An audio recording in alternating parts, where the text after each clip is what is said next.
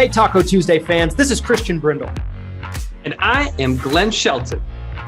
We came together and combined our forces to create something special for insurance agents called Taco Tuesday. Let's taco about insurance. My company, Christian Brindle Insurance Services, and my company, Lead Heroes, is here to bring you the latest and greatest news happening in the insurance industry today and eat some tacos while we do it.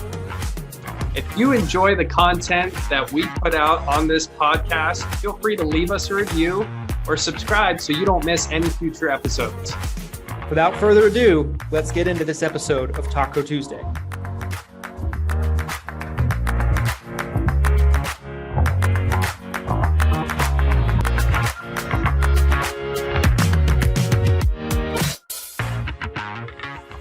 It just feels weird to feel okay. Yeah. Oh, so I know that. Do you know what I mean? Yeah. And so I felt like, I was like, this is amazing. I can do so many things again. And I was about to book a ticket like for that night, like Wednesday night to be there. Like, I think it was starting on Thursday or Friday. Was it Thursday? I don't know. I was going to come, but I decided that I should be safe. I should not infect everybody with COVID. But then I heard in Tennessee that it's like the Wild West and nobody cares about a mask. Dude, it's crazy. It was crazy. Oh, by the way, gentlemen, we are live. Hey. So anyway, yeah, I mean, guys, it was insane. So one thing I wanted to start off this Taco Tuesday with, and just before I get too much into this, just wanted to introduce for anybody that might not know, Matthew Murray, Nicholas Frumkin, from the insurance panel, and just unbelievable insurance agents and producers, you know, both of these guys. And really, really happy to have you on. Thank you for taking the time. I always have a really fun time when I do videos with you guys. I'm like, I should be doing videos with these guys like way more often. So thank you guys for being here today. So first off, how are you? Well, Nick, go ahead. I'm fine. I got nothing going on in my life. You know, everything is sort of peachy keen. I did have to drive 160 miles today, which sort of sucked. But these things happen. I had two vague emergencies that happened about 80 miles apart from one another. So, yeah, Dang. Stuff happens. I had a replacement emergency. Somebody tried to replace me in an extraordinarily unethical way. We can talk about that later if that's interesting. But I'd love to talk about that later. Yeah, I would love to talk about that. Yeah, I told you it was a good interesting. topic, Nick. Yeah, it was really interesting. But other than that, you know, I went to go try and register my wife's car that we bought for her for Christmas, and which is still not registered because the dealership that we bought it from continues to send me inaccurate paperwork, and it keeps getting rejected. And so, yeah. So I went down to go get it finally registered today before we started doing this. And turns out the paperwork that we got in was actually not the right paperwork either. So would you say was it a December to remember, Nick, at your house? Is that what you Well, yes. No, it is. It is in fact a December that we think about almost every day right now. Every time a police car drives past, we think about that December. So Matt, Matt was talking about when we first went live here, everybody, about this past weekend's Medicare Con, Medicare Gurus Mastermind, whatever you want to call it. The name seems to change as soon as I get it down. Justin Brock's 2-day event is what I call it. Justin Brock's 2.5-day event. Actually, it was a 2-day event. I'm just kidding. So it's not Medicare Mastermind anymore? Is that what happened there? So Justin decided, I guess he wanted to change the name to Medicare Con, I think, or Medicare Gurus. Oh, he got the domain. He got the domain for MedicareCon.com, and I think that was part of it. Yeah, yeah. But anyway, I just wanted, like, you know, there was a lot of Matt's constituents, you know, with IFG. Constituents. What a good word, man. Senator Murray, but Senator Matthew Murray. Yeah, seriously. But anyway, you know, but Matt wasn't there because Matt was sick. You know, Matt has gotten better from having COVID, but you were missed. And I just wanted to quickly, just for a minute, and then we can kind of jump into a really good conversation here, guys. But I wanted to talk about kind of what I took away from it, because it was like, it was my first conference with like the Facebook groups of people that being there. Justin was very nice to give us all one of his Medicare Gurus and Goobers shirts, and I hadn't worn mine yet, so I thought today's a good as day as any. Good at you, Justin. Yeah. I mean, it was a blast, guys. It was like a ton of fun. Got to spend some time with a bunch of people, right, that I've never met in person, and just learned a whole lot. Walked away from it with a whole lot, and I mean, it was an event for the ages. Whether it be Rebecca Davis pole dancing in the party bus. Oh God. Or Zach Price pole dancing. Or Zach Price dancing, right? That Zach Price was like, in a past life, he was a male stripper, and it was a wild weekend, and I really liked the picture of Tony, I think, is watching right now. So I did want to say this. The picture of Tony and Joe hugging, I felt like it was like the signifying event of the pandemic ending, was like them coming together in this beautiful image of human touch. Tony, I hope you're watching still. I'm gonna blow up that picture and put it on my wall. It'll go like right there. Just you hugging Joe. It's funny about that. Like in some context there, I was about to go. I was standing in the lobby right next to Joanna. We're probably 5 feet away from the two of them, and we're about to go to dinner. Me, Andrew, Joanna, Joe, and Tony's there, and Tony and Joe, they see each other, they start talking, and they're like having this real like intimate conversation. Joanna leans over to me and she's like, this is the first time they've met after knowing each other for 12 years. I'm like, what? I'm like, they've never met before? Ever? I was like, awesome. You gotta be shitting me. I was like, that was my reaction. And but it was like little things like that were just, cool. So which I hate, I miss, because I know so many people. I consider it my brand through Facebook and Facebook groups. I've never met Glenn, but I've talked to Glenn on the phone. I know Glenn. I know that he's a Captain America fan, not because there's a shield behind him, but because I've talked to him about it before, and I'm a Captain America fan, right? I know that you live in Utah. I've made, leads for you. I know things about you, so I wanted to meet, all those people and have those human interactions, but it just wasn't in the cards. The timing wasn't right. I could have gone. Right. I think I was clear, but for everybody's safety, I just didn't want to be the guy that brought more COVID into the world, so I didn't. But what's interesting is, Nick and I met several years ago on a Facebook group. Yeah. And it was when I was working at a captive insurance company, blah, blah, blah, blah, blah. Fast forward, we're doing a YouTube channel together that has beat my own chest here, our own chest here, over 1,000 subscribers, and we've never met. And it's weird because I think if I actually met Nick at a conference like that, and I want to bring something up with you, Nick. Okay. Oh God. I think if I were to ever meet Nick, we would shouldn't meet. This is what would happen. We'd be like, hey, and that would be it. We wouldn't hug. We would just like shake each other's hand like we've known each other. Like, hey man, how you doing? Good. And that would be it. Like the idea that we haven't actually met in person is sort of strange to me now that I think about it. Yeah. It's actually really odd. It feels wrong. Because we talk all the time. Once a week. I mean, more than once a week for sure. But it's just, I feel like that's the kind of relationship that Nick and I have. We'd be like, hey, what's up? Like we're old brothers that haven't seen each other a couple of years. Yeah. Like, hey, what's up, dude? How you doing? But it's funny because Nick, and I think he's okay with me saying this. Probably not. I get in trouble for a lot of things that we talk about on our I don't know. I have no idea what you're about to say, so maybe. You just recently said online that you don't believe in insurance Comic-Con like Justin Rock's Medicare Con. Okay. So I think we need to talk about that a little bit. Yeah. I think getting together is great. Nick, are you okay? I think getting together is great. Nick, are you okay diving into that? Because I would love to dissect that a little bit. Absolutely. I have no problem with that. So I get in a lot of trouble with our transitions on our YouTube channel. It's interesting that you guys say that, though, like if there's one person I could take off this earth and put him at the Medicare con this weekend, it would have been Glenn Shelton, because I had probably 30 people walk up to me and say, "Where's Glenn?"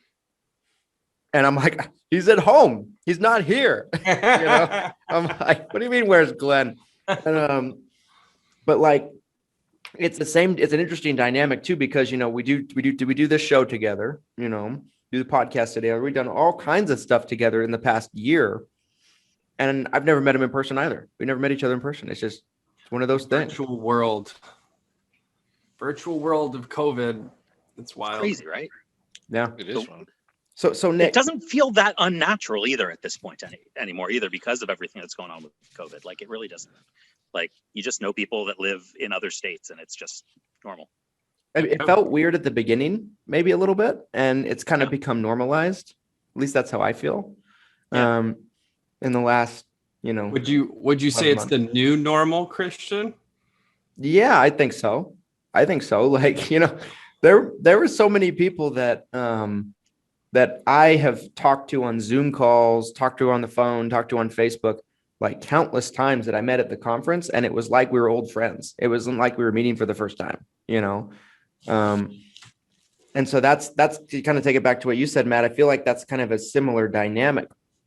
But Nick, I don't want to get away from this. I'd love to. Yeah. I'd love to know what your take is on the conferences. Yeah. So I love the idea of people getting together. I love the idea of people making connections. I 100% agree that the best way to learn and grow is to make the relationships and meet the people and have those conversations. The conversations that happen in bars and in restaurants and all of that stuff. Awesome. I'm trying to be very diplomatic. Because I like the people that are running this particular Comic-Con. Sure. And I think that it's sort of funny that they've decided to call it Comic-Con, and I feel maybe a little bit more honest than some of the other things that are happening. But I do think the idea of paying what is, for a new agent, a relatively large amount of money for access to speakers that are probably not going to tell them anything that they couldn't find out for free. And to maybe on the off chance, potentially sort of kind of get a little bit of additional training, but probably not actually all that much additional training, particularly if they were in an organization that provides training. It seems like not the wisest use of limited funds for a new agent. And I find that these events, not this one in particular, this one a little less so, but another fairly sizable one, which is also run by somebody I personally like quite a bit. It's kind of a national feeling. Yeah. Is really targeted towards hey, come drop $5,000 and it's going to take you to the next level. And it's the one thing that you need. It's okay to come out of the field for a week. You don't need to sell for a week. You can sell your stocks, cash in your 401k, do whatever you got to do to get to our, conference, because that's the one thing that's going to level you up and make you the monster producer that you've always wanted to be. And it's not true. Yeah. So I think it's the blunt way of saying, I'm not necessarily in disagreement. There's definitely, it's just like in the lead space. There's people who love to sell the pie in the sky, right? Yeah.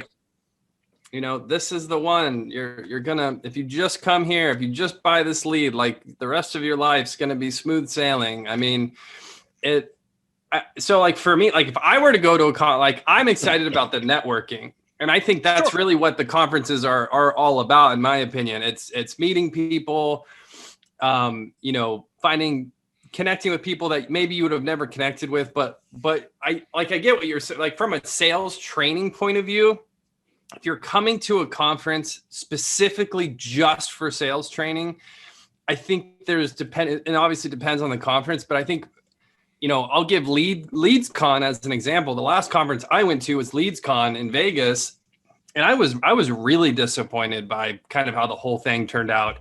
Like, the networking was decent, and again, like, that was probably the best part of it, but if you went to LeadsCon and you were specifically hoping to like learn how to generate your own leads, for example, right? Which there may have been a tiny bit of that. Overall, it was mostly fluff. So I don't disagree with that at all. I don't think it's necessarily as strong of a stance as I think you might feel it is. I just think there's marketers who are super hyping some of these conferences, and it can kind of leave a bad taste in your mouth. Yeah. I mean, like, I don't want to tell people, hey, don't go buy the lectures, because that's taking money out of Justin's pocket. And I like Justin, and I would like to stay friends with Justin. But at the same time, don't go buy the lectures. Like, really don't. It's not a good use of your money. There are better ways to spend your money. If you need that kind of training and you want it from Justin, go sign contracts with Justin, and Justin will teach you. Go sign contracts with Christian, and Christian will teach you. This is not the way to spend your money. It's like, and people aren't going to listen to me. People are going to buy it, and it's going to be fine, which is why I'm sort of okay with saying that. Well, I'm used to people not listening to Nick because I'm sorry, I have got to promote our YouTube channel one more time. Sure. We have some of the most fire, dude. content. Drop a link. We need a link to it. I'll drop the link of it in the comments. YouTube.com/the insurance panel. We have some of the most fire content when it comes to final expense insurance. There is. I agree. And the main reason is this guy down here, up here. I'm not sure where he's at on the screen. From my screen, I'm above you. Yeah. I don't know. It doesn't matter. It's Nick. Nick is so smart when it comes to final expense. And I just want people to watch him because he said his scripts on camera. Now, if you want his script, you got to go watch like 55 hours worth of content to find it. And it's like 15 seconds. It's there. But it's gold. It's at the end of one. My phone script is at the end of one of our videos. Like the reason I said yes doing a YouTube channel with Nick was because when it started, Nick, I was just interviewing like random people, and like your name kept coming up, and I was like, wait a second, if I just host this dang thing, I got to talk to smart people like Nick all the time. Yeah. That was it. And I was like, I want to make sure people know who Nick is, because like he's going to go down, and I'm telling you this, as one of the greatest insurance agents of all time in final expense. It's not true. There's Ben Feldman. Thank you. But I'm telling you, it's fire content. You got to go watch it. You have to go watch at least one video. Christian was on there. Yeah, multiple times. We did one with Justin Brock. Yeah. You know, we did one with more than one. So I think we've done two with Justin now. Can I brag on you guys for a second on your channel? I don't know. I don't know if we're okay with that. No, I'm just kidding. Yeah. No, but like seriously, there's a ton of insurance-based YouTube channels out there. I watch every single video you guys put out. Like seriously, like awesome. And I always get something out of it every single time, you know, and I enjoy it. And my only complaint is you guys don't put out enough. Yeah, no, we don't. That's most of the complaints that we get. Because it's so good. It's so good that the industry needs more of it. I couldn't agree more. Yeah. Nick and I are very busy. If we can figure out how to record them more frequently. We keep trying to get ahead, and we end up getting like a 2 video buffer, and then we're like, oh great, we can now actually like take a week off and go do other stuff, and then we get like a month behind. Yeah, but like you said, Christian, going back to the Medicare Con or these other conferences, you always get something out of it. That's why, you know, I enjoy going to those things, because on the first national one that we most know about, where I'm going to dance around. Yeah. Right. You know, I didn't learn anything that was like this aha moment for me for final expense, but I got something out of it. I gave Grant Cardone $50, and then I got to go speak with Grant Cardone backstage. right? Not for Wow. giving him $50, but because he took my money essentially, right? That was you? I watched That the was video on me. that on YouTube. That's me. That was you. That's me. I gotta go back and rewatch that. We should. I'm right there. And what happens is actually everybody's like, give him his money back. And I was like, no, don't. And I texted, the guy that was running the conference and says, hey, I don't want my money back. Just get me in the room with Grant Cardone. And then these two huge dudes walk out and I'm being like escorted to Grant. And I pull out another $50 bill and I put it in his hand. He was like, what are you doing? I was like, I'm always sewing where I'm going. I'm always want to give. And he was like, this guy gets it. And we did like this Instagram video. I didn't even know he was taking a video. And all of a sudden he's like, hey, I'm posting on my Instagram. And everything changed for me. Like I grew a bigger thing because I had this picture with this guy and I was like, oh, cool, Grant Cardone. But everybody was like a fanboy of this guy. Yeah. And because of that, that one conference was completely worth it to me because of that one thing. And I got to meet other people that I would have gotten there. What I'm saying, Nick, is you always can get something out. I'll pay for you. I'll pay for one conference for you to go to. That's not my issue. I'm cheap, but I'm not that cheap. My issue is not people like you and me. My issue is not people like Glenn or Christian or Justin or Cody Askins or Joe Tritola or anybody who knows what they're doing coming to these things and paying to go to it. I mean, whatever. Like, I don't want to pay to go meet people that I know, but whatever. I figure we should be able to figure out how to all meet up without having to drop a couple grand to do it. But that's fine. Going and seeing speakers and being nerdy about it, all good stuff. If you know that that's what you're going for. My complaint is always that these things are so heavily geared towards brand new agents who don't know any better and who won't get those marketing things out of it for the most part, who won't get the networking things out of it for the most part because they don't know people, and who are going with $1 and hope. And I don't think that it's the right thing to do to them. And I think that it is, I will tell you who I feel like did it right. And I kind of like, I feel like Chris Smith, when he put together his final expense training boot camp and said, hey, anybody who wants to make it down to Nashville, I'm going to grab a couple of people. We're going to talk to some folks. We'd love to meet everybody who can come one, come all. Everybody's welcome. We'll buy you lunch. That I love. I think that's great. You lose a little bit of time in the field, but yeah, maybe you get something out of that. I feel very uncomfortable when it becomes like a packaged, expensive thing. And I get it. There's overhead. Like if you're going to go to actual Comic-Con, it costs you money, right? But the people going to actual Comic-Con are fans. They know what they're getting into. They're going there to get a chance to meet their heroes or watch movie trailers or whatever. They know what they're getting. And I feel like what is being promised, and again, not specifically talking about this one, but I feel like what is being promised at a lot of these is not really the experience that you go for. So can I wanted to just comment because I was a speaker. Sure. So I should probably say something about this. You probably should. Do you like how I opened that can of worms? And the speakers were horrible. No, but anyways, Christian, what'd you think? What'd you think of the event? Okay, so I think I agree with everything you said about so many of the conferences out there, because I do think a lot of them are geared towards newer agents and being like, hey, you don't know anything, you can know something. Come to this and, all your dreams are going to come true.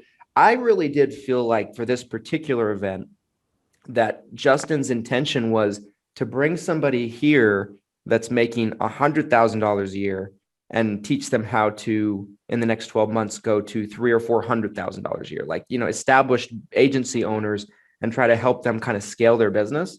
That was kind of the intention I felt from Justin and kind of the people he was trying to gather.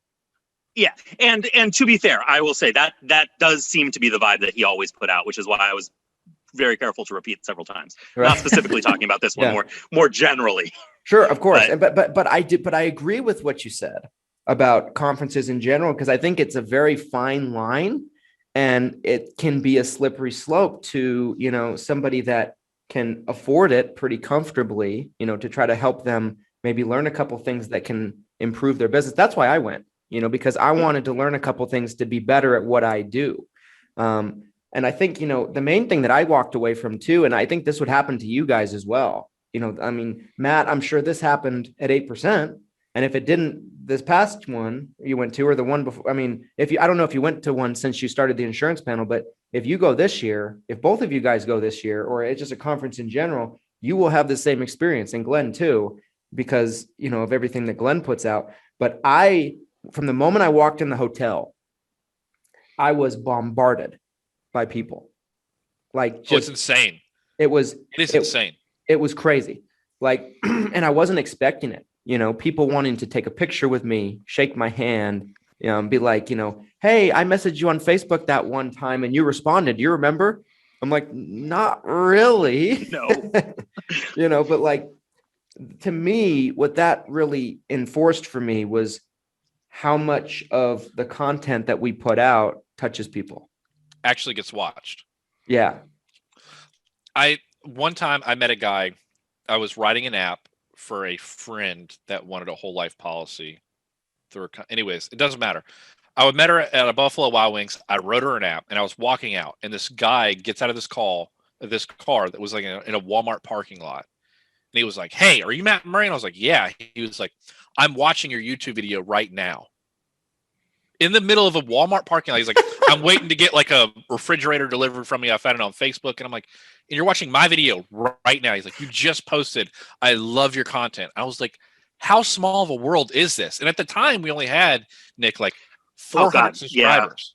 Yeah, it was early days for us still. Chris was still on the show with us regularly at that point. But what it means is it's such a small, and I know we've talked about this, Nick, it's such a small niche of insurance. And Medicare is really not a small niche, but final expense, you know, what we mostly do is such a small niche. But the groups, the Facebook groups, the interactions, you know, knowing all these people is such a small community that you got to get along with those people. I can't be mad at Glenn, no matter how bad his leads suck. I'm just kidding, Glenn.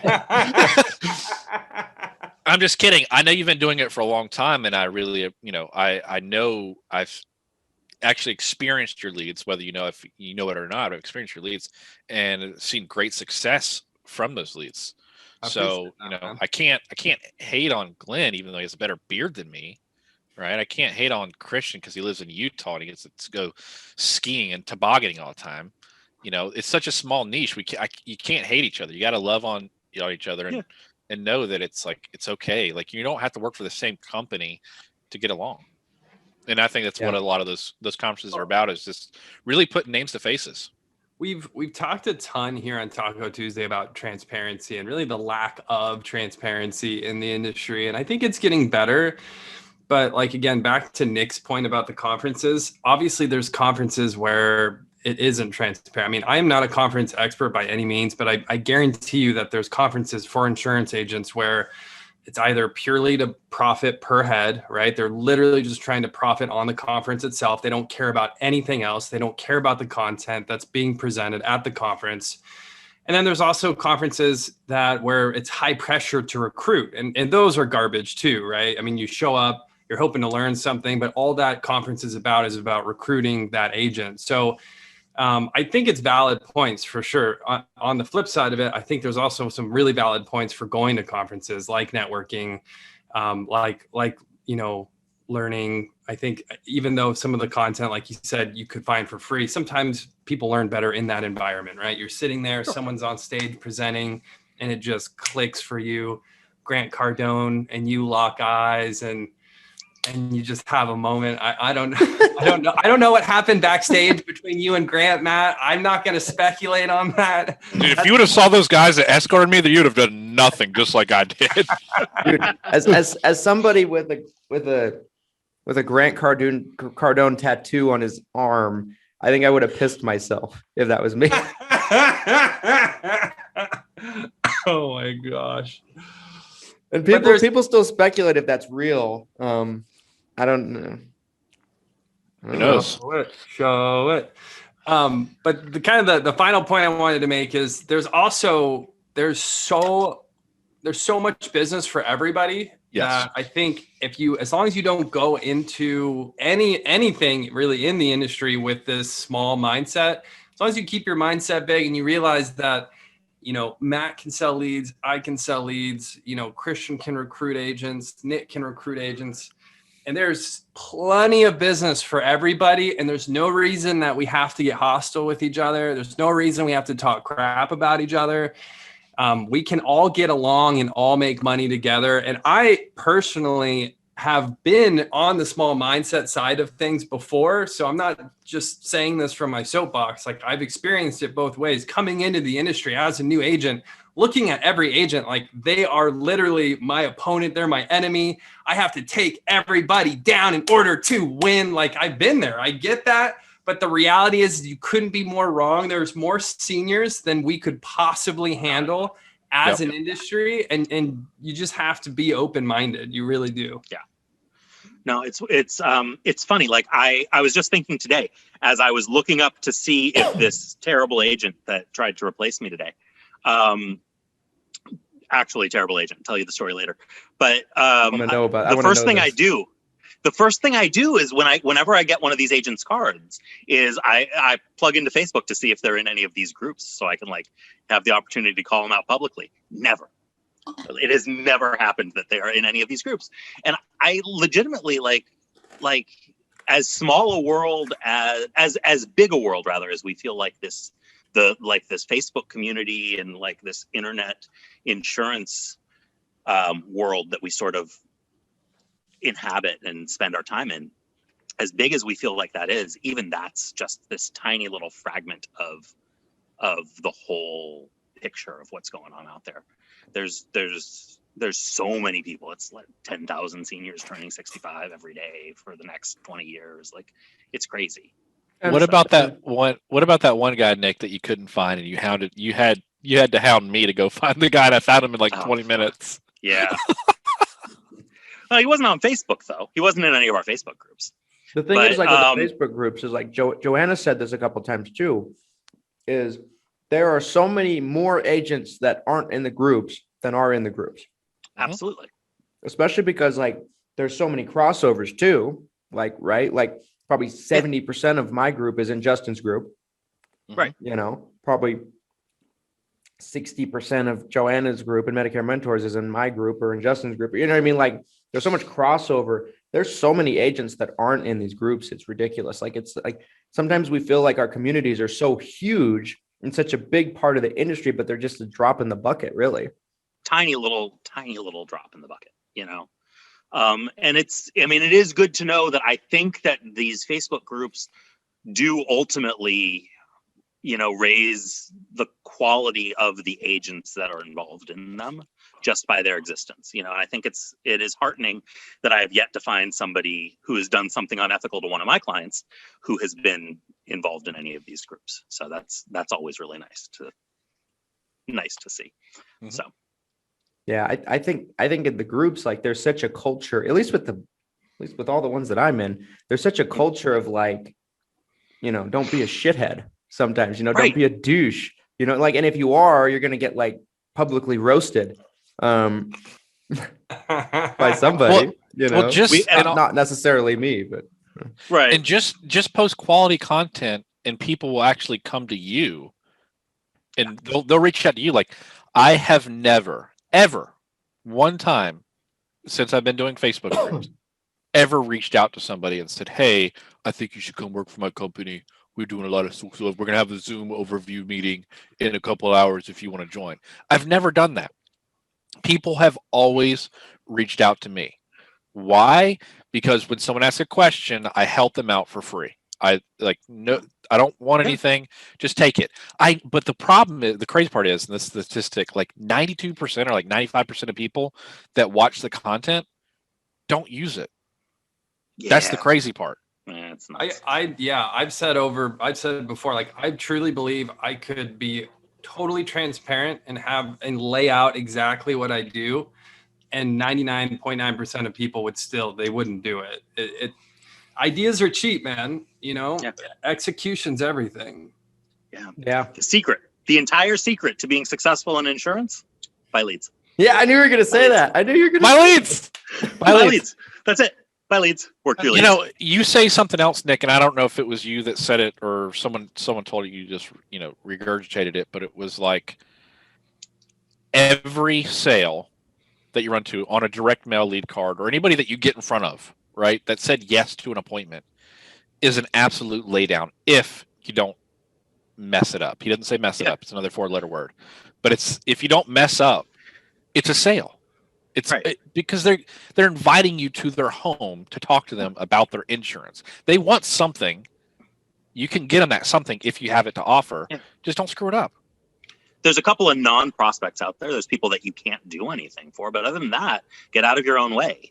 Like, that's it. You know, that's the art of sales is the art of getting out of your own way 99% of the time. Like, talking about the persuasion stuff is fun. And I like talking about like closes and rebuttals and all that kind of stuff as much as anybody. I think those are fun, but 99% of the time it's just don't screw it up. Yeah, more or less. I mean, one thing that was said like a couple of times at the conference over the weekend was like, they were going over a strategy and they're like, and by the way, at the end of the day, you got to get out there and you got to work. And even if you suck, you're going to do pretty good.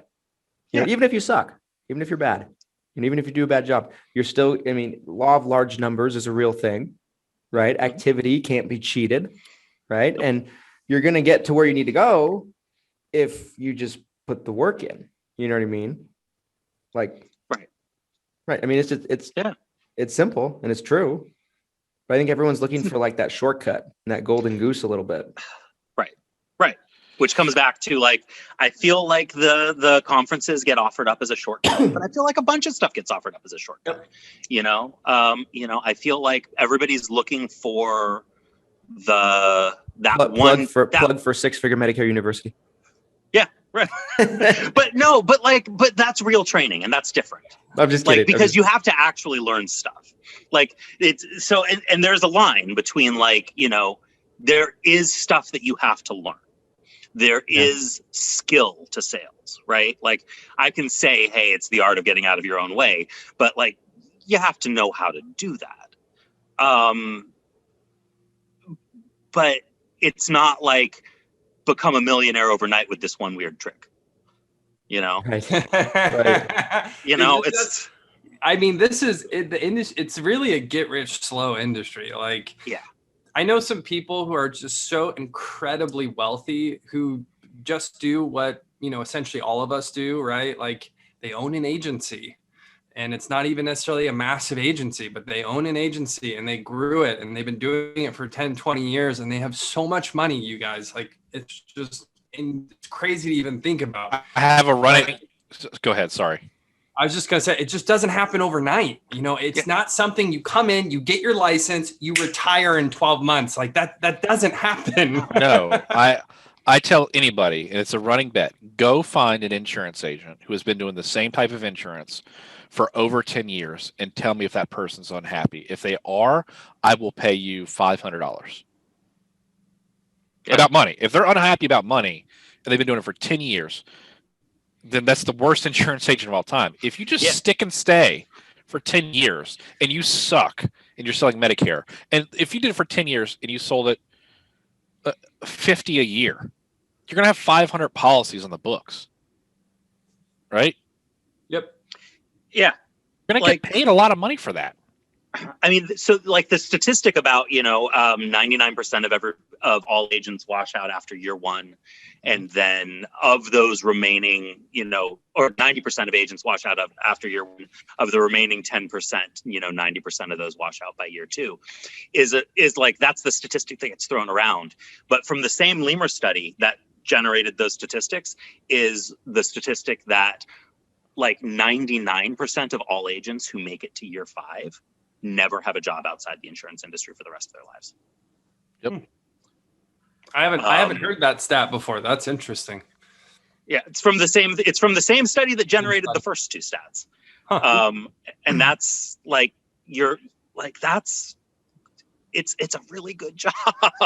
It's a really good job once you figure it out. It's a really hard job to get going at. So I get why people look for the shortcuts, but one other thing about the conferences, if to go back to that, and not to beat a dead horse, but like, how many of the conferences have the exact same speakers?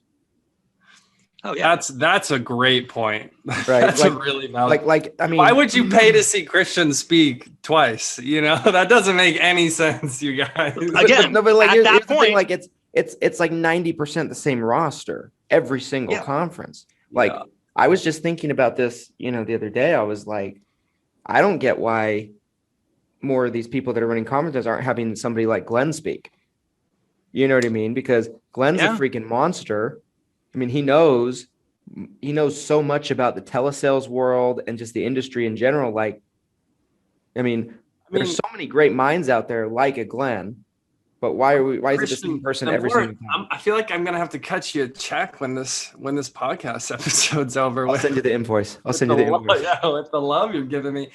I mean, I've been asked to speak at some of these conferences, and there's a lot. Like, again, I know what Nick said might be looked at as unpopular, but I think there's a lot of there's validity to what he said. I think it's all about transparency on how the conference gets marketed. And I think it's all about, what the agent's going there to get out of it, and making sure that those 2 points, are succinct and they line up. But I think what I would love to see more of in the industry, if I could wave a wand and change things, I would love to have more small conferences form. I would love for, there to be a smaller group of agents that to get together, kind of like what you were saying, Nick, like, hey, we're going to be here for this day. We're going to buy you all lunch, show up. We'd love to meet you. We'd love to talk to you. Yeah. We'll have a couple presentations. Like, I would love to see, as COVID continues to get better, and hopefully by the end of this year, I would love to see pop-ups like that happening in cities all over. So that way agents don't have to buy a flight. Agents don't have to be out of work for an entire week or half a week. That you can drive to your local major city, whether it's 20 minutes or an hour, and you can show up to something like that. I think that would be awesome. I would love to do something like that local to me. I mean, I'm in Portland. Doesn't seem like there's a ton of agents in the Northwest. So, I don't know how popular a meetup would be here in Portland, but that's the sort of stuff I would love to see. And I would love to get behind something like that, where there's more meetings, smaller groups, easier to access, less formal. I think that would be awesome. And there's more in the Northwest than you'd probably expect. There's agents everywhere. Oh yeah. There's agents everywhere. It's crazy. Like that. And that is so true. Like, I talk to people from towns at the conference. I'm like, and they're like, I'm from such and such Missouri, or I'm from such and such, Maryland or something like that. I'm like, if you put a gun to my head and told me to find this place in a map, I'd be dead. Right. I'm like, where? What? I've never heard of that place before.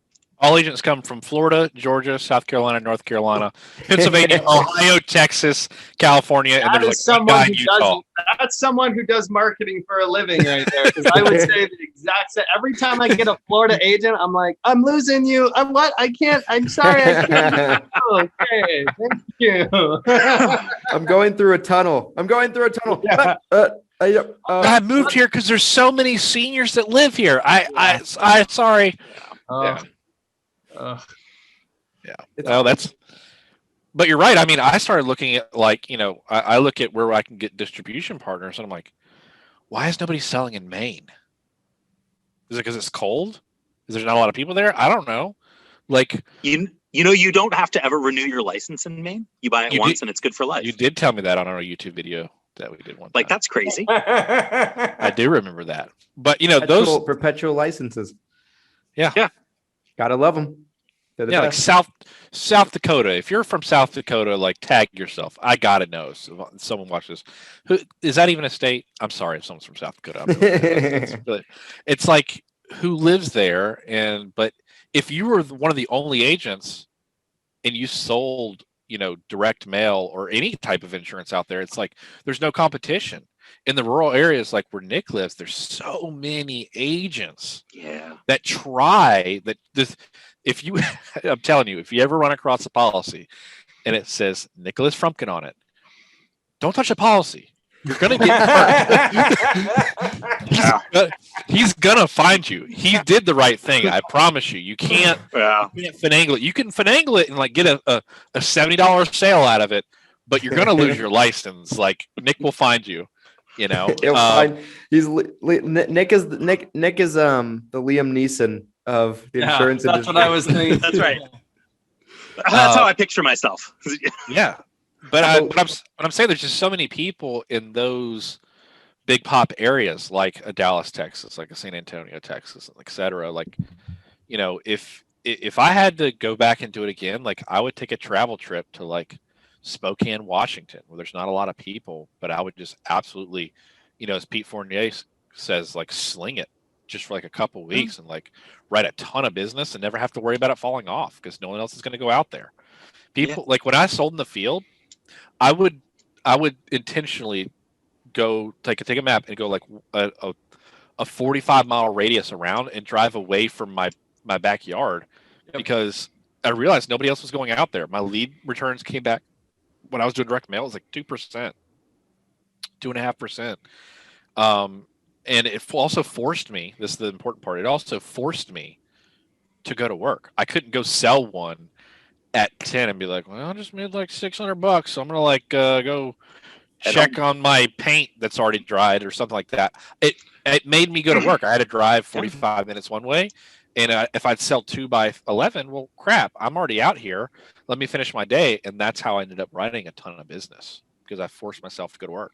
For sure, like the rural counties can be a huge opportunity because the competition isn't there. Like I remember there was a situation about 5 years ago. And it was AEP, and there was these 2 rural counties in Utah, and they're little tiny counties, right? Very small population. And there was one Medicare Advantage plan in the market, one with Aetna. And Aetna decided they were going to pull it. But not only were they going to pull it, they were going to put another plan in its place. That was like, it was a zero premium they were pulling, and they were putting a plan in the place that was like $34, $35 a month.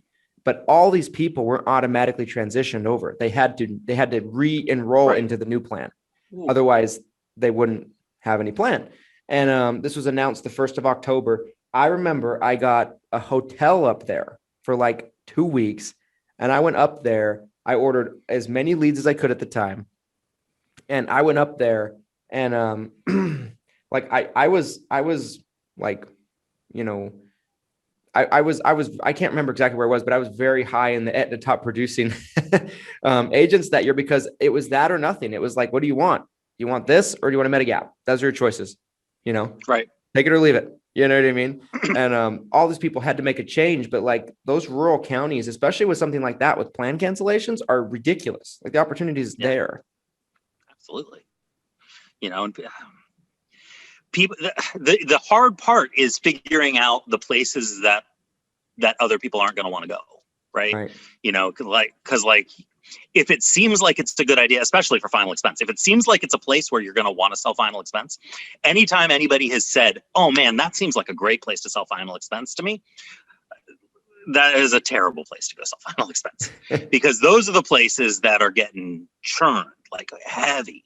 Like I refuse to work inside the city of Philadelphia for a lot of reasons. It's not just because I don't like working in that city because of the number of agents, but it's definitely the number of agents. Like there are a lot of agents.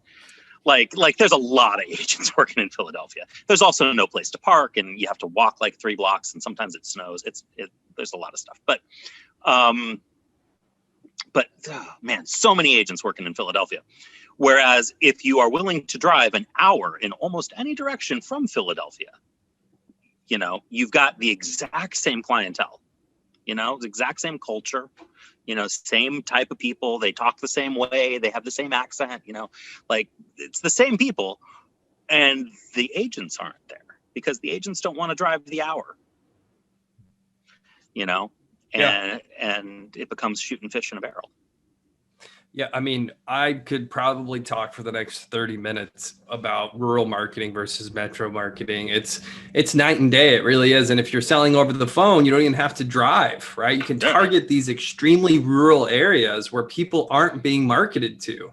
And you're more likely to get a response from them if you're marketing. You're more likely to close them if you're talking to them and you're presenting to them. You know, there's so much I could say. Like there's this one time, I remember this Medicare lead came through and I was listening to the phone call, and it was this lady, and it was Northern Georgia.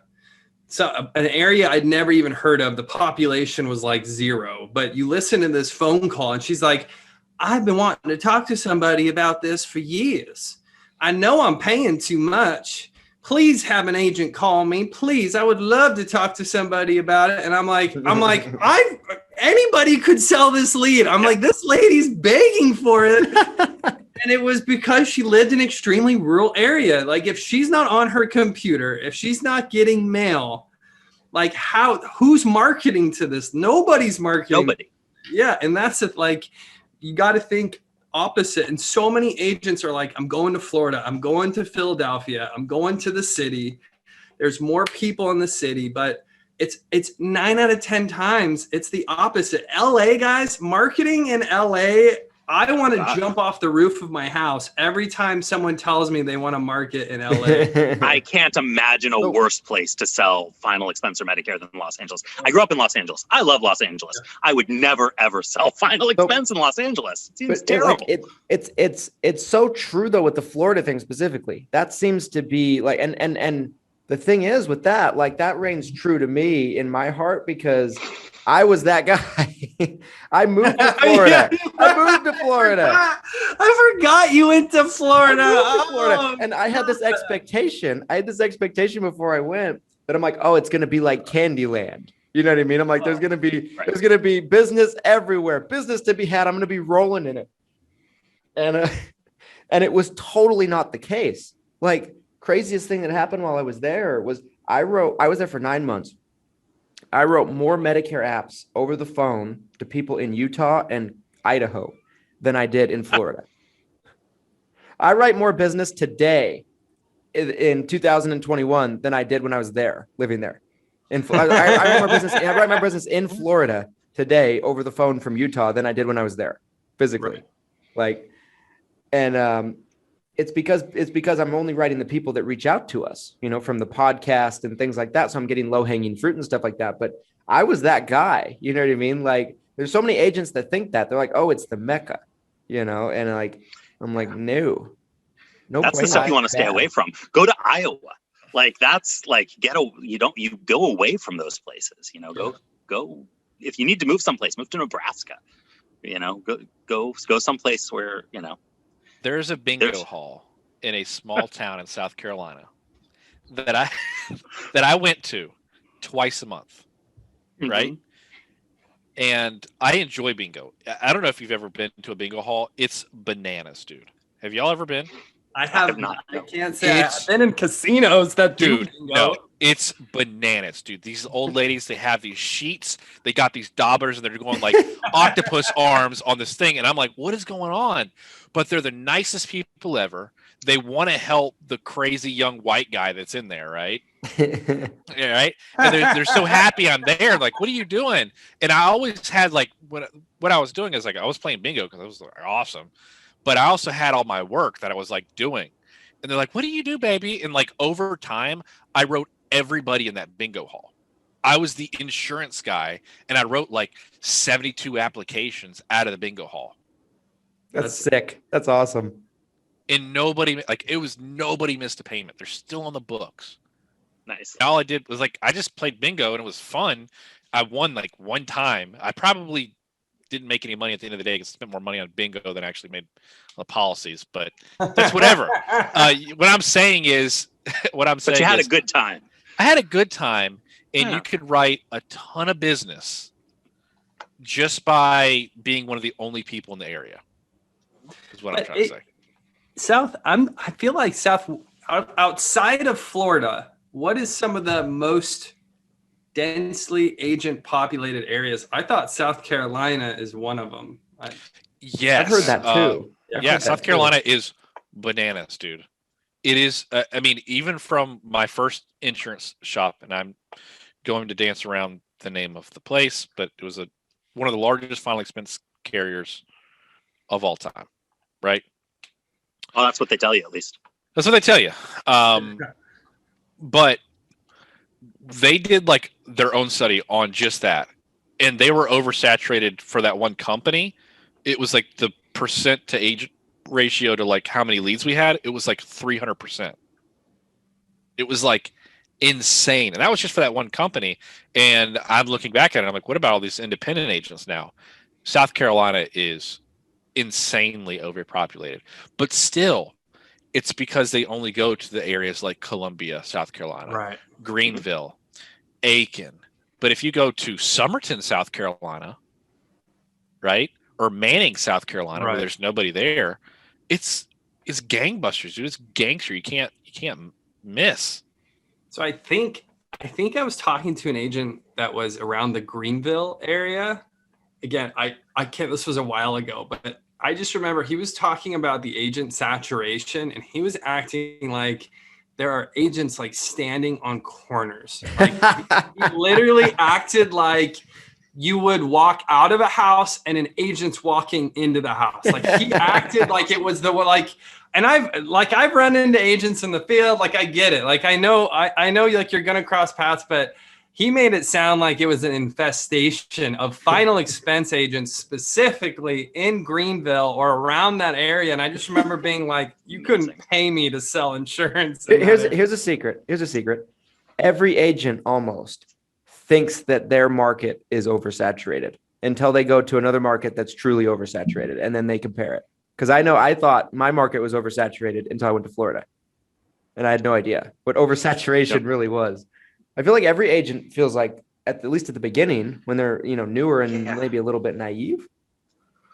Well, because screw you, I don't want another agent in my backyard. If there's two agents working where I'm working, if they drive down the street, and they see a sign or a billboard or something that says Medicare, and it's one in the whole town, they take that as oversaturation. Be like, oh, yeah, he's in my playground.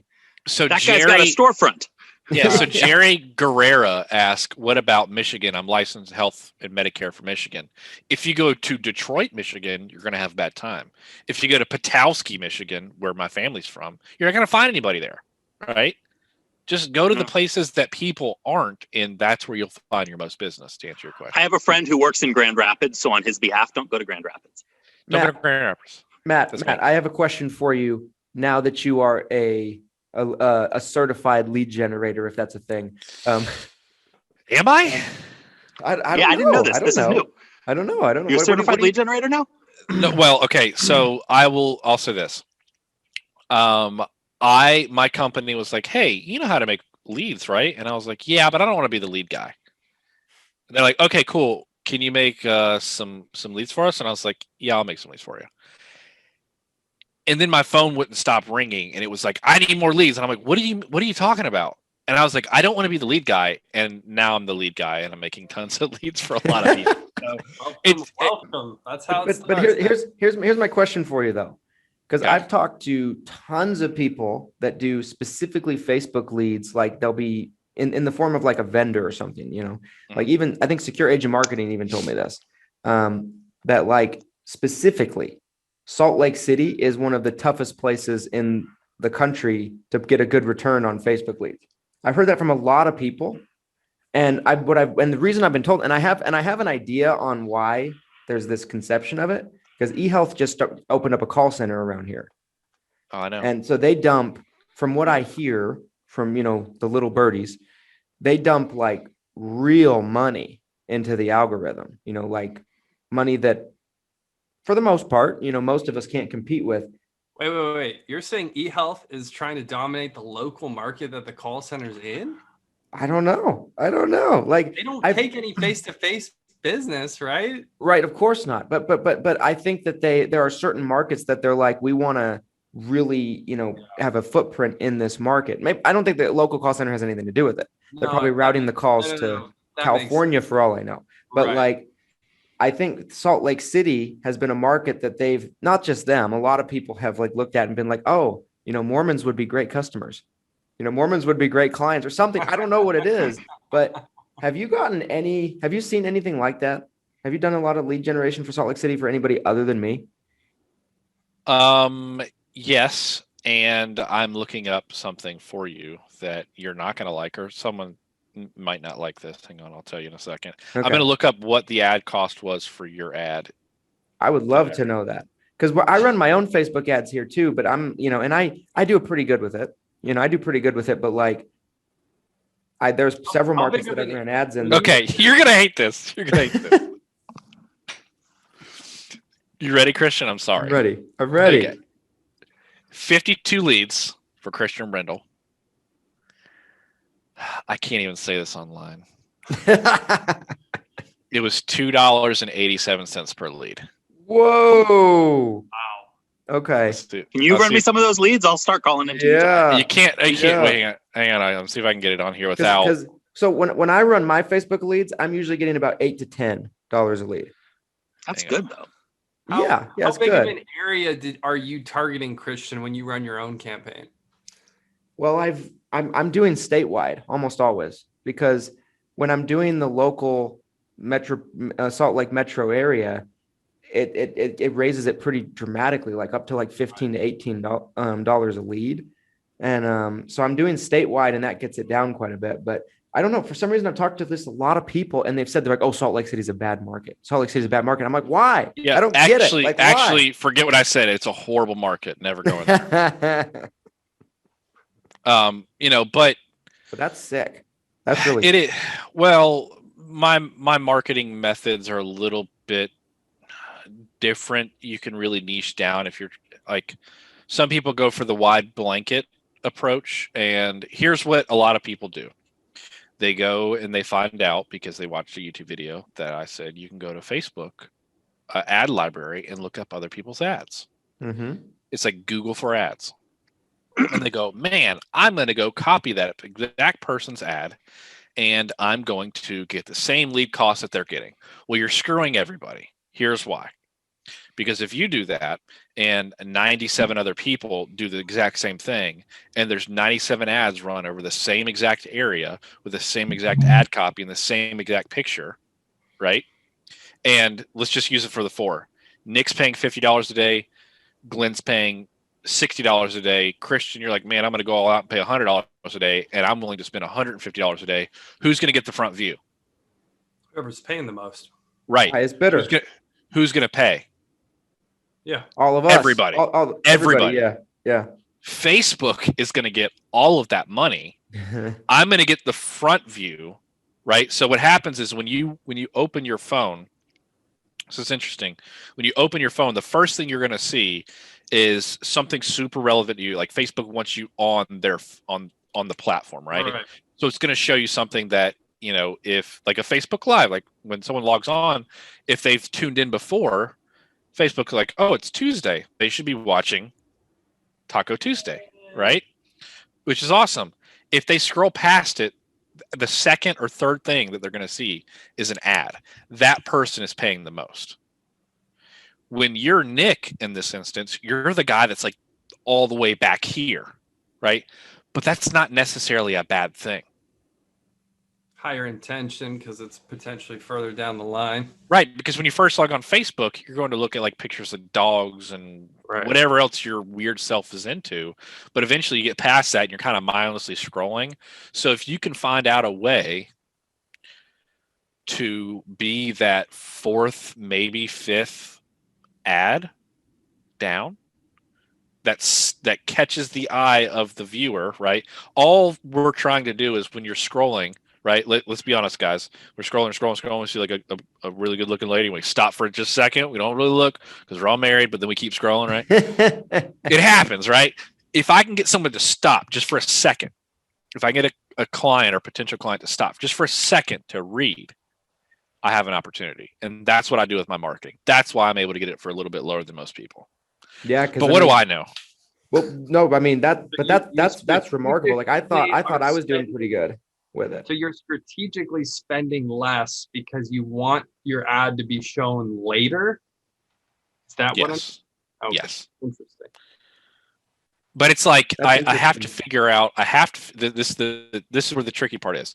I have to figure out how much I think other people are spending. Right? How can you possibly? I mean, are you? I guess. That's where Crazy Brain comes in, and I study this stuff. Yeah, I have Excel spreadsheets and all the stuff that people should never do, but I do. It's also knowing, when I'm looking in these markets, how can you even know the accuracy though of that? Like you could see who's advertising in these areas, and then you could make guesses. But how accurate? It's completely guessed. Okay. It's guessed. It's a scientific method that I run. It is like I spend this much, then I spend this much, then I spend this much, and then I spend this. Oh, so you're trial going and error. Trial and error off of how much you're. Okay, you're looking at it like, oh, this company has ads in this area. I'm guessing they're spending $3,000 a week in this area. I thought I try to guess that up front. Yeah. And if I get it right, if like for Christians, I just ran it one time and it was like, boom, done. Leads came in and it was awesome. The reason why, like sometimes I'll buy Facebook leads from a vendor, or maybe from someone like Matt, is because the type of lead that we run, it might be a little bit lower cost than if I buy them from somebody, but sometimes I can't get as much volume doing it the way we do it. You know what I mean? Like I won't get as much volume as I might need. And sometimes I need to fill in the cracks, and get some extras from someone else. Maybe you just don't want to do it yourself. I mean, it's not fun to sit and play with, sometimes it is set and forget. That's the thing. That's the thing. Most people think it's like, I'm just going to run the ad and it's going to be good. I'm going to get the $5 lead and I'm not going to pay a vendor no more. You have to do what Glenn does and what I do. You have to it's a full-time job. Like I have to think about new creatives, new pictures. I have a lady in the office that just makes pictures all day long. Yeah. Nothing but pictures, add creatives, different wordings, switching out a word, bolding. Did you know you can bold things on Facebook? Yes. If you didn't, you should. Emojis work. Just thinking about different ways just to get you to stop for a second. If I can get you to stop and read, I've got an opportunity. And then it's studying how many clicks I'm getting. That kind of gives me an idea of what I should be paying or shouldn't be paying. And then if I was an agent, I was just running a lead by myself, save for final expense. And I figured out that my lead cost was going to cost me, let's just call it $10 a lead. And I wanted 10 leads a day. How much would I spend per day? 100 a day, right? I would get roughly between 9 and 11 leads, an average of about 10. And I would know how many leads I need to run to make the amount of business that I need to make.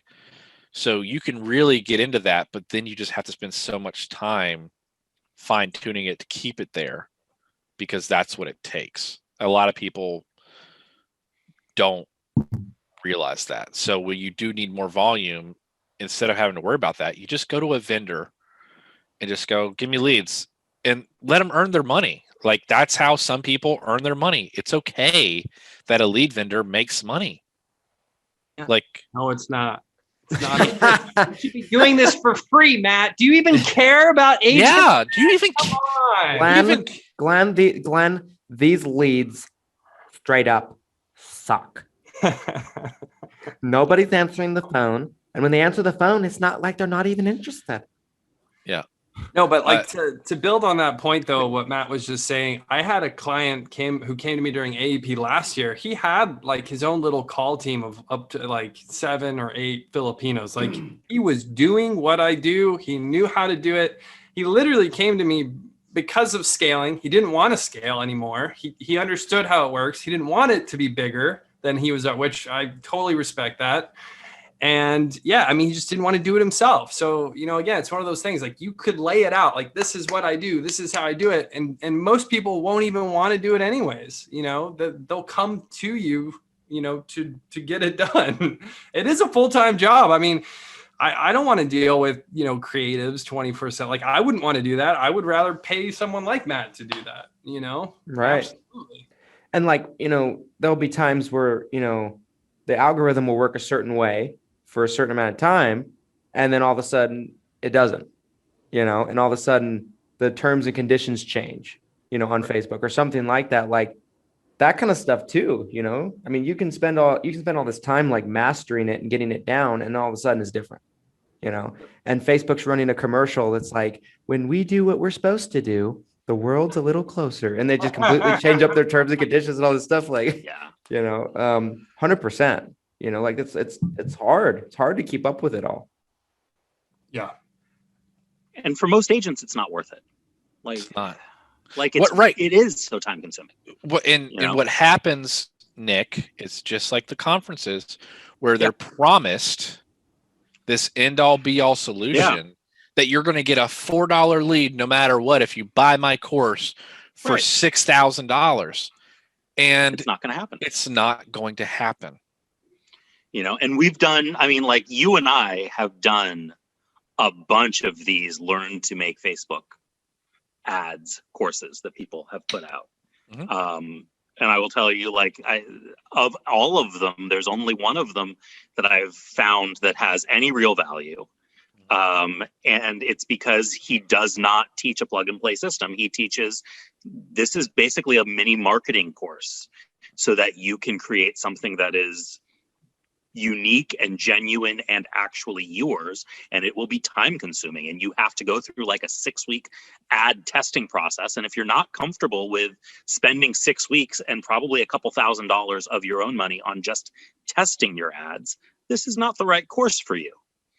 It's a good course though, works. I don't know if we're plugging other people's stuff, so I'm not gonna, but he's done a video with us. You can find it on our channel. Go look, find it. It's on our channel. We linked it in the description. This is a scavenger hunt now.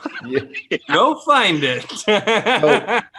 So guys, we're I think we're a little bit over an hour here. Nick, did you want to tell the story about that agent, or did you want to talk that offline? Yeah. I actually think everything else we've talked about is way more interesting. But I had a person. So I write Family Benefit Life a lot. And Family Benefit Life, one of the things that they're good at is when they get a replacement form, they send it to me. And one of the things that I just found out about Americo is that when Americo sends you a replacement form, they also send you all the supporting documents you need to make your case as to why the replacement was not ethical. And they're basically saying, hey, don't let this policy stay in force, which was sort of a crazy thing.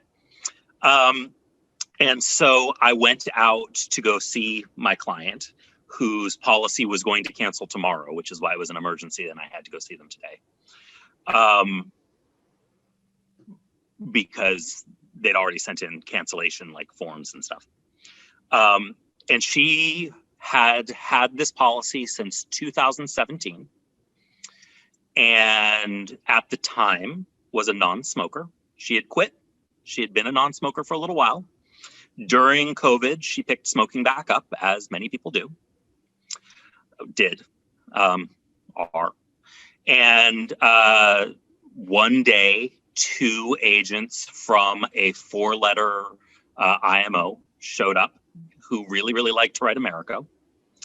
4 letters. Yeah. So it's not one of the 3-letter IMOs. There's a lot of those. Man, this scavenger hunt game's getting fun. Yeah, I love this. Yeah, it's awesome.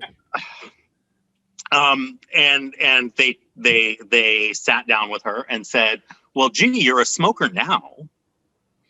And you know, this $13,000 policy that's costing you $90 a month that you've had for 5 years,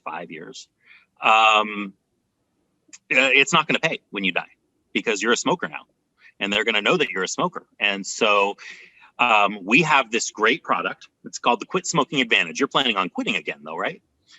Great. So we'll write you up, and you'll be written up as a smoker. It'll say you're a smoker right in your policy. And when you die, your family, as long as you quit smoking in the next 2 years, your family will get $7,000, and it'll be the exact same $85 a month that you're paying right now.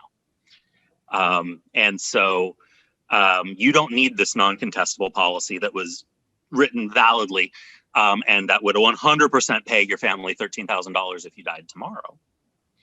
And instead, you should cash it in, take your $500 cash value, and take a policy that's going to be $7,000. And oh, by the way, if you don't quit smoking, which you might not do, it's only a $5,000 policy. And so that's what I walked into. And I said to her, you know, hey, did you know that it was only an $7,000 policy? And she said, yeah. And they kept saying that it was okay because of course it was. it was all gonna work out in the end. And I kept asking them if the policy I have is $85 and the policy that I'm getting is $85, why am I getting so much less? Yeah. And they said, well, it's because I'm older now. And so I didn't really understand why I needed to do it, but they were very insistent that I needed to do this. And so, I mean, I was looking forward to getting that $500. Can I still get that $500 if I don't cancel my policy? I was like, well, you can take a loan. I don't recommend it, but I mean, you can do it, you know. And she's like, well, I'd have to pay it back. And I said, well, if you wanted to, you don't have to. You'll earn interest on it and it'll lower the death benefit of your policy. I don't think it's a good idea. And she's like, I could probably pay it back in a couple of months. Yeah. Let's not cancel my policy, and I'll take that loan instead. Works. Which is fine. It's not my preferred method I'd rather her not take the loan, honestly. But sure.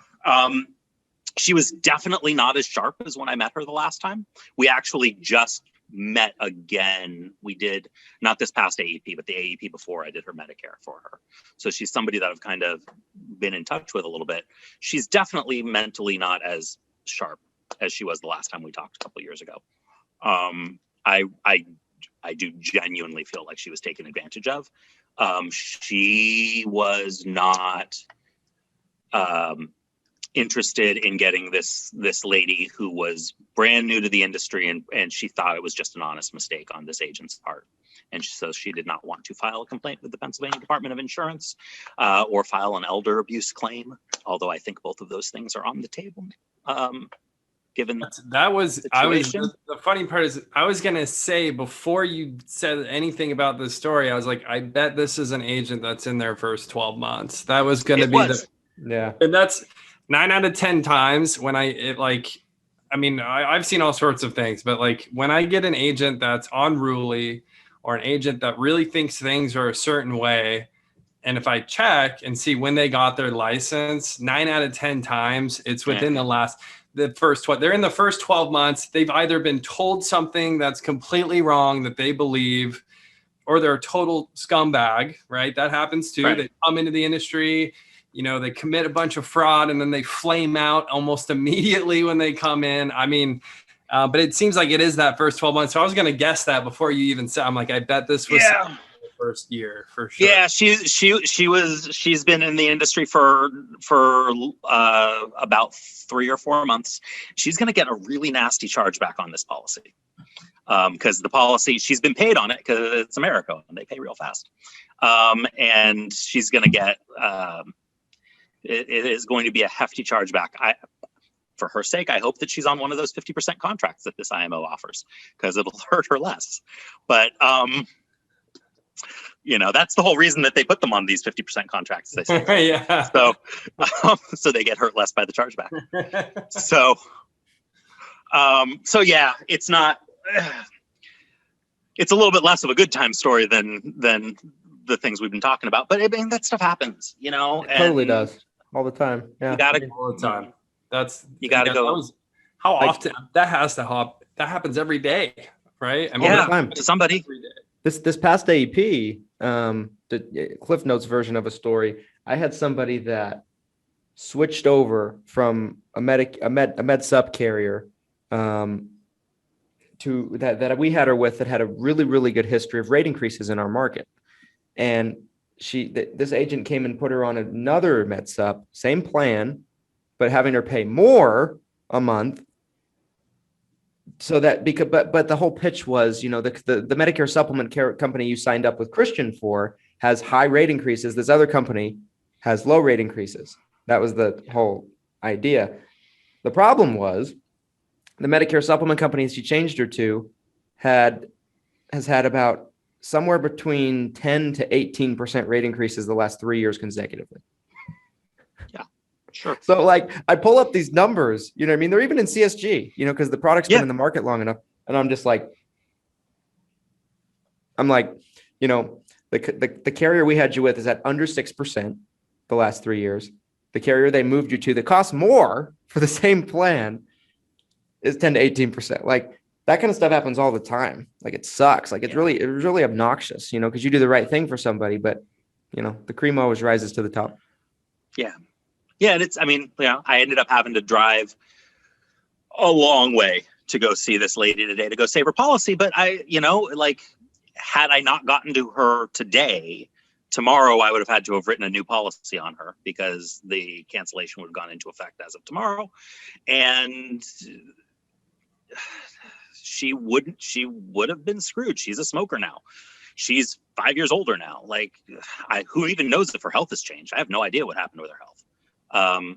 It's not great. Yes, Matt. You want Yes, to know Matt. why? Your hands raised, Matt. Yes. You want to know why If you go to the bathroom, Nick is a good agent? Because he spent all of that time driving out to that lady and fixing it on the day before it would have canceled. You know how much she got paid for that? Nothing. And you're probably not even in chargeback risk either, right? No, he wasn't. No It was like what, 5 years It's a ago? 5-year-old policy. I was It's a just, I was just 5-year-old saying that policy. renewal. wow. His Yeah, renewals. that would be tough for me to make that drive, dude. I'm not gonna Yeah. lie. Nick, But that's awesome. He's a good dude. I'm That's what I've protective been of trying my to say. clients. You should be if you're an You know? insurance agent. You should be. be. So, Yeah, I agree. anyways, That's awesome. I didn't know that part. You know what I mean? Like I at first I thought it was like a final expense policy that you wrote like maybe in the last 6 months or something like that. No, but, I wrote it wow. 5 years ago. it's Wow. five. I wrote There's it a- 2017. That's awesome. So someone tried to replace pass it to your contestability period, which, by the way, let's say that you accidentally wrote the client and she was a smoker and it got approved for non-smoking and it went past 5 years. It's non-contest. It's past the contestability period. It still would have been okay. But the agent was going in there and somehow like finagling it just for like $1,000 app. And it's not worth it. Not worth it. Your time is spent so much better pursuing an actual client than to try to make that app to try to jam it through, thinking that you're doing it's just horrible. Yeah.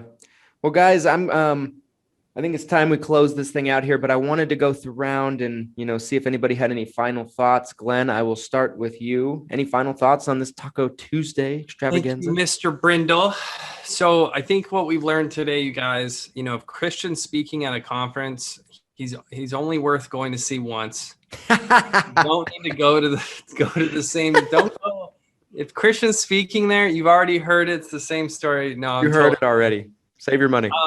No, I think Everybody. I think the insurance panel on YouTube, your guys' content is awesome. I haven't spent nearly as much time watching it as I should, but I highly recommend anyone who's listening to this or watching this, definitely check out the insurance panel on YouTube. These guys are awesome. And yeah, just really enjoyed the conversation. And I felt like, even though we didn't necessarily have a specific topic, I loved everything we talked about. So I appreciate you guys coming on. Yeah. Thank you. Mr. Murray, any final thoughts? Well, I will say that's how the majority of our content goes. For Nick and I, it is like 13 seconds before we hit record, we're going, what in the world are we going to talk about? And we go, I don't know. Let's just do it. Just turn it on. But that's some of the best stuff that's unscripted. It's raw, it's real. And that's why I like doing Facebook Live. Yep. And I'm going to end with this. Do you know why I try to get so many people to dab on Facebook Live? To see if it's really live. No, well, yes. I always say dab or it's not live. The reason I do it is because I know people are so uncomfortable doing a Facebook Live video until you've done it for so long that if I get you to even think about dabbing or doing like that on a live video, it's so ridiculous that you forget that you're even on live, and then you're more comfortable. So I do it to help. I do it for everybody. Well, that's a good point, Matthew. though, because with software, can't you just take a pre-recorded video and then play it live? So it might not even be live, right? Yeah, You could. that's exactly it. And I just want to see people dab because I think the dab is still funny. It's never. I think it's hilarious. But no, Christian, Glenn, both of y'all are awesome. I've tuned into a couple, Taco Tuesday. So I always forget it's on Tuesday until it's up, and I'm like, oh crap, Taco Tuesday. And it's always like Glenn doing like that number right there, like midway through a bite. Y'all do awesome content, some seriously good discussions. And that's what I really love. I love the transparency of the business of how things are going in the last 3 to 5 years. And that's what we did on the insurance panel. It's just a couple guys who enjoy final expense that want to talk about it. We're not affiliated with each other as far as an IMO goes, but we're friends, even though we haven't met. Right. Yeah. Awesome. 100%. Like, I feel like guys like you two, and people like me and Glenn, and people like Justin, and people like Bobby Bache, and just people that put out information out into the stratosphere. I think those are the people that are pushing the industry forward and kind of pulling the curtain back, because I mean, there's been so much talk about like the last 5 to 10 years, like, and way before that, the industry has been so secretive. Like, if you want to find something out, you have to like get screwed over for a couple of years first, and then find out, oh, I'm being screwed over. Like, that doesn't have to happen anymore. And I think part of the reason is because of really good channels like your guys. Is Nick, final thoughts?